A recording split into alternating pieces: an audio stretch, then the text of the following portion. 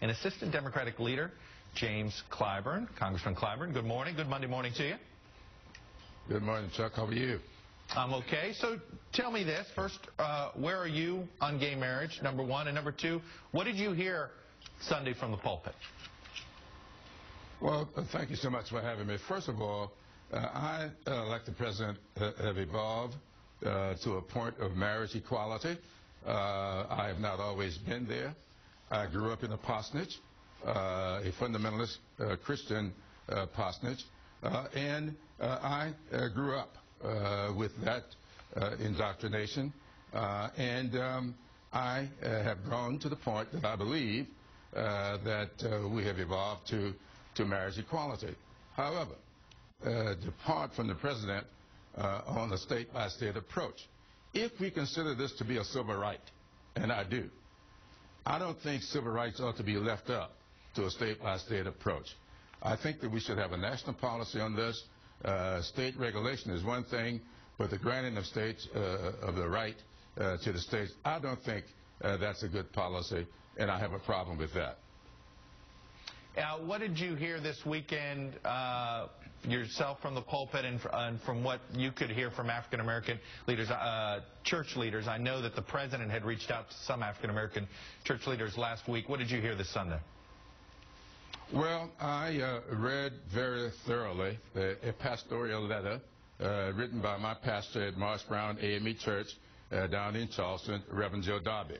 I read that letter about 3 times. It was kind of interesting that Reverend Darby feels the same way about this as I have just expressed to you.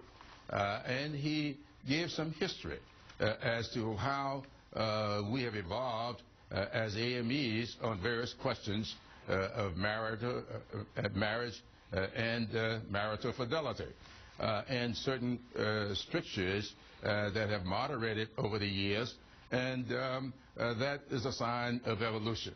And I do believe that we should not have a revolution on this, that we should continue to evolve because that's the way to sustain these kinds of expansions of rights.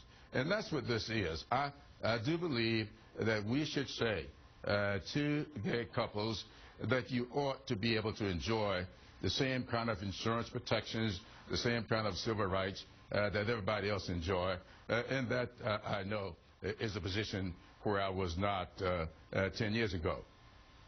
And you know, it's funny, you say marriage is a civil right, and that actually hasn't been always the President's position. Other position, there's been this debate about is it a full-fledged civil right, but what is the line of sort of when should government lead the public on a cultural shift like this, and when should government leaders leave it to the public to lead on this? And I say this in an odd way because it does seem as if the President, for instance, getting on board right after it looks like a majority of the country is getting there too on this issue. Yeah, that's true. I don't know, Chuck, that there's a line to be drawn, but I will remind you, in my lifetime, it was illegal in some states, this state, one of them, for black and white couples to get married. I think that we have seen in many churches that call themselves fundamentalist and Christian teach a theological tolerance of slavery and servitude.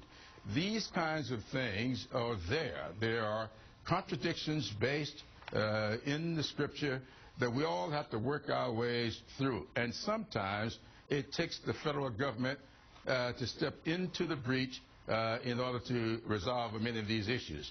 It certainly did that through the courts with the marriage question, and it also did the same thing when it comes to whether or not people of color have got the same rights that white people have.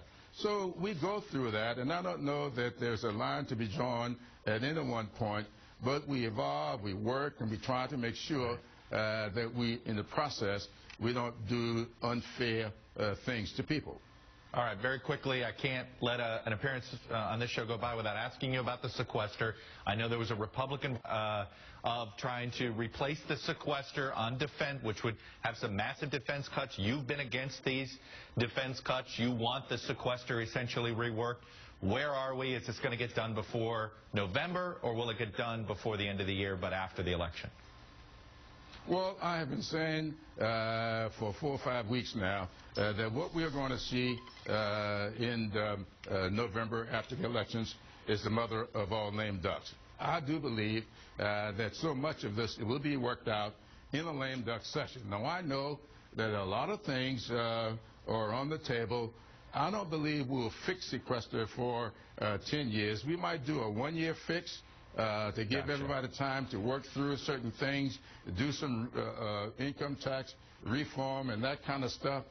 So I look for us to kick this issue on into a lame duck and do a 1-year fix while we get it all worked out for the long term. All right. Member of the House leadership, Jim Clyburn, Democrat from South Carolina, with a little reality check there on sequester. That does sound exactly like what most of us would expect to happen here on this issue. Thank you, sir, and happy Monday. Thank you. Same to you. All right. Coming up.